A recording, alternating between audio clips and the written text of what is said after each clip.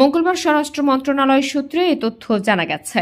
এর আগে পাসপোর্টের জটিলতা নিরসনের লক্ষ্যে আজ সকালে সচিবালয়ে স্বরাষ্ট্র মন্ত্রণালয়ের জ্যেষ্ঠ সচিব ড নাসিমুল গনির সভাপতিত্বে একটি সভা অনুষ্ঠিত হয়।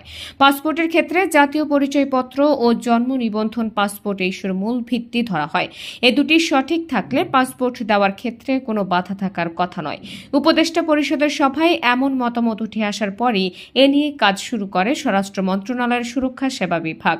নাম প্রকাশে অনিচ্ছুক এক কর্মকর্তা জানান, এ বিষয়ে সভায় অনেকটা এগিয়ে গেছে। পরবর্তীতে আরেকটি সভা অনুষ্ঠিত হওয়ার কথা রয়েছে। সভায় বেশিরভাগ প্রতিনিধি পাসপোর্টে ভেরিফিকেশন উঠানোর বিষয়ে মত দিয়েছেন।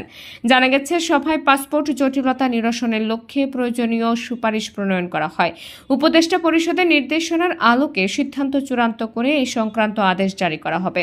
সভায় প্রধান উপদেষ্টার কার্যালয়, আইন, বিচার ও সংসদ বিষয়ক মন্ত্রণালয়, প্রবাসী কল্যাণ ও বৈদেশিক কর্মসংস্থান মন্ত্রণালয়, পুলিশের বিশেষ শাখা সহ অন্যান্য বিভাগের প্রতিনিধিরা উপস্থিত ছিলেন।